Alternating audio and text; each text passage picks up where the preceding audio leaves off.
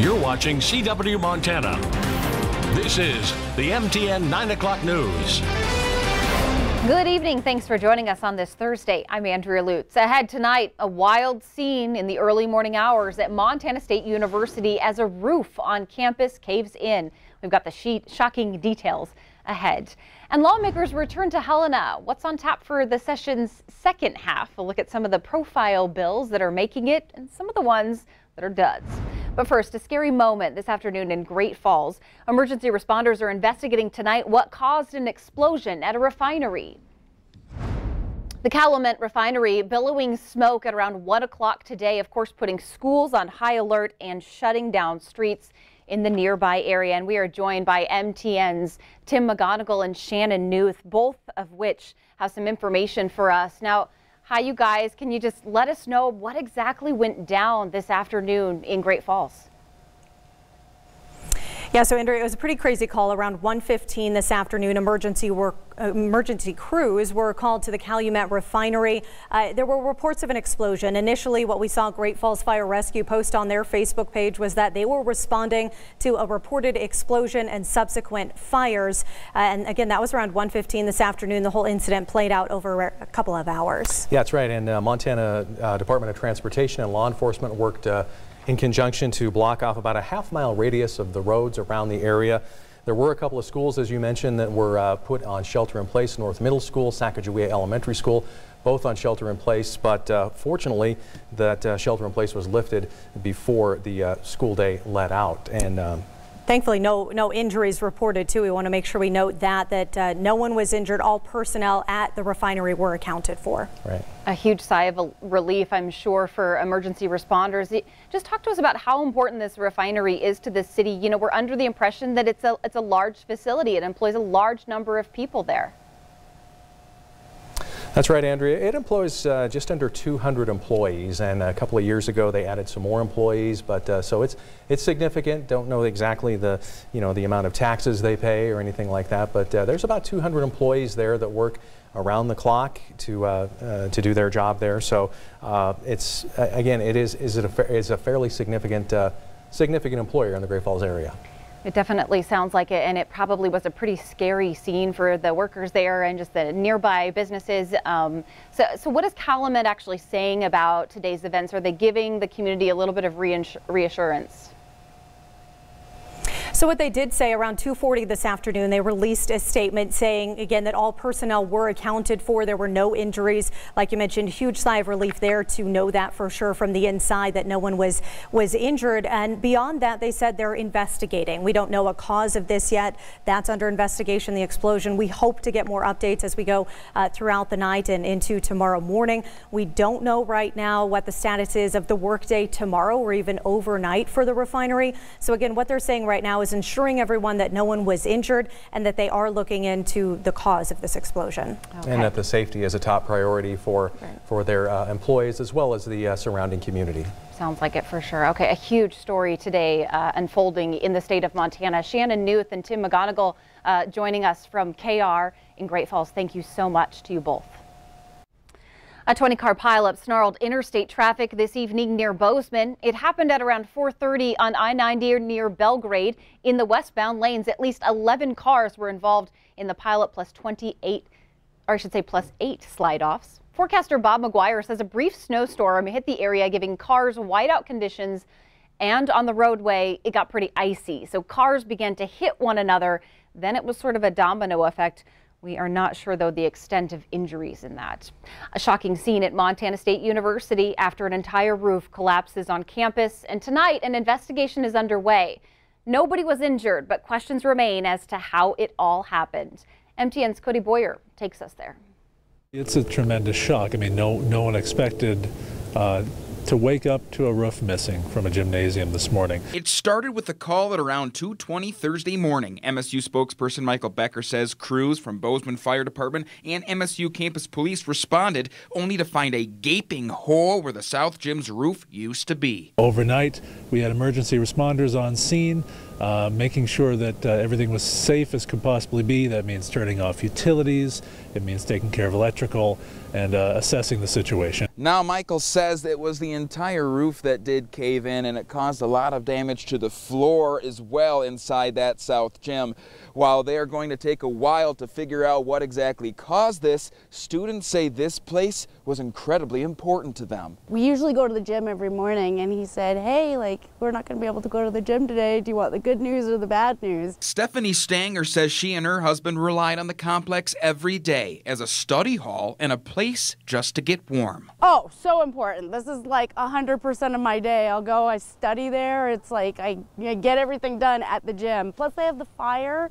It's the only place on campus that has the fire. We're assessing the structural integrity of the rest of the walls of the building, of that gymnasium, and that's an assessment that's ongoing. Becker says that is why all buildings connected to the South Gym will be closed until further notice. Importantly, the building was closed at the time and no one was hurt. MSU is immensely grateful that we had no injuries from this event. It's a real bummer. I hope they get it up and running and we can get back in it soon. Becker did tell us that the university would be notifying faculty and students over social media as to the progress of the cleanup and the investigation. Crews will also be checking the surrounding buildings like Schroyer Gym and the Field House to make sure they were not impacted by this. In Bozeman, Cody Boyer, MTN News.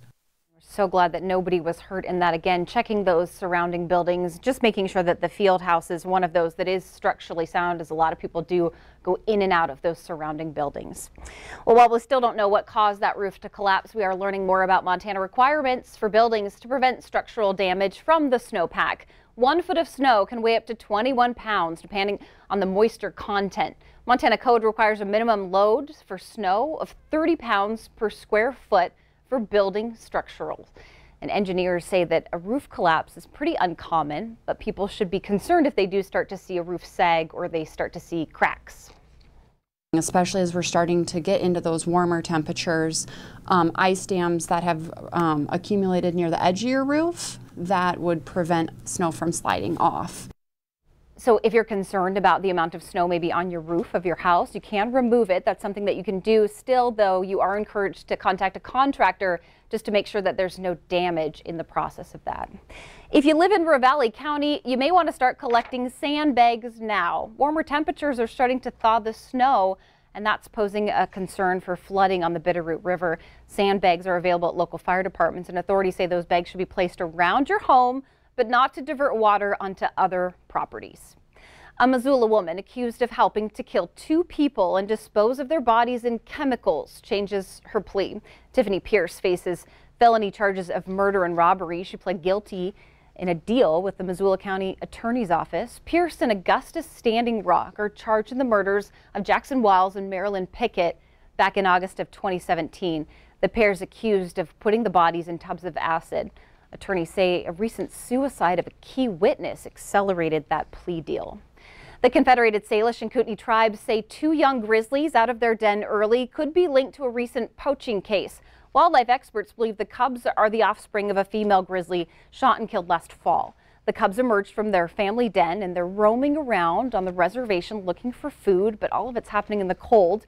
So tribal biologists are actively watching them. A total of 3 grizzlies were poached just last year on the Flathead Reservation.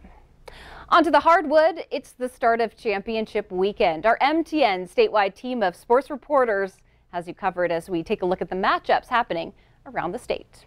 Let's call it Advancement Day at the Class AA Boys and Girls State Basketball Tournament, where the boys semifinals are now set.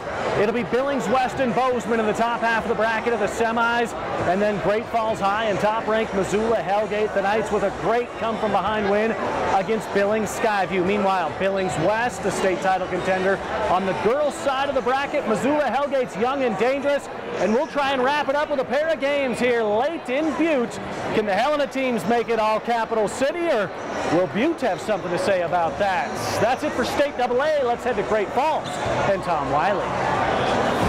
Thanks, Richie. State Single A tournament tipping off here in Great Falls at the Four Seasons Arena. Story so far has been Eastern Conference dominance. First game of the day, number 4 Laurel knocking off the Western champion Columbia Falls Wildcats. In the second game, Havre defending champion Blue Pony Girls handling their business against Libby. But the games that everyone had circled on their brackets, Hardin versus Browning. When these two fan bases get together, you know the atmosphere is going to be electric. You got to check out these highlights tonight in sports. Let's send it over to Brooke Leonard in Belgrade.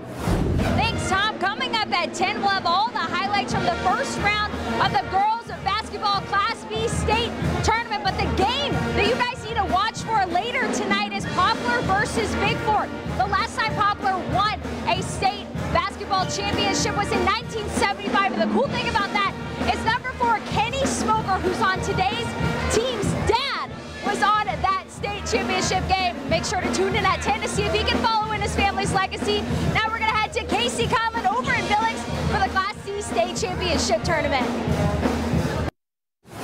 Thanks, Brooke. The State C Boys Tournament always seems to give us some of the best games of the entire year. The favorites here this year, Manhattan Christian's boys, but the other top seeds between Scobie, Melstone, and Chinook will give them all they can handle. It should be a fantastic tournament. We'll have first-round highlights coming up across our stations in sports tonight. In the meantime, Casey Conlon in Billings for MTN Sports.